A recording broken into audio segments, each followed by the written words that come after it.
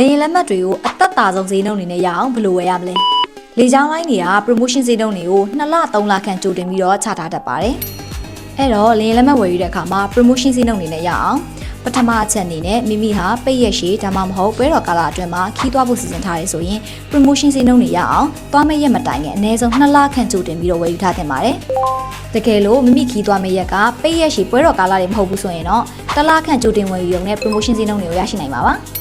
တကယ်လို့မိမိဟာခီးသွားမယ့်ရက်နီးမှာကပ်ပြီးတော့ဝယ်မိတယ်ဆိုရင်တော့ promotion class တွေကုန်သွားလို့မရလိုက်တာမျိုးနဲ့ကြုံရနိုင်ပါတယ်။ဒုတိယအချက်အနေနဲ့မိမိသွားမယ်ရက်နဲ့အချိန်တွေကို flexible ဖြစ်အောင်ထားသင့်ပါတယ်။လေကြောင်းလိုင်းတော်တော်များများဟာတနင်္လာနေ့ကနေတောက်ကြနေ့လိုရက်မျိုးတွေမှာ promotion ခုံတွေကိုပုံမဖွင့်ထားတတ်တာမို့တကယ်လို့မိမိသွားမယ်ရက်ကသာ flexible ဖြစ်နေတယ်ဆိုလို့ရှိရင် promotion ရှိတဲ့ရက်များနဲ့ချိန်ညှိပြီးတော့ဝယ်ယူနိုင်မှာဖြစ်ပါတယ်။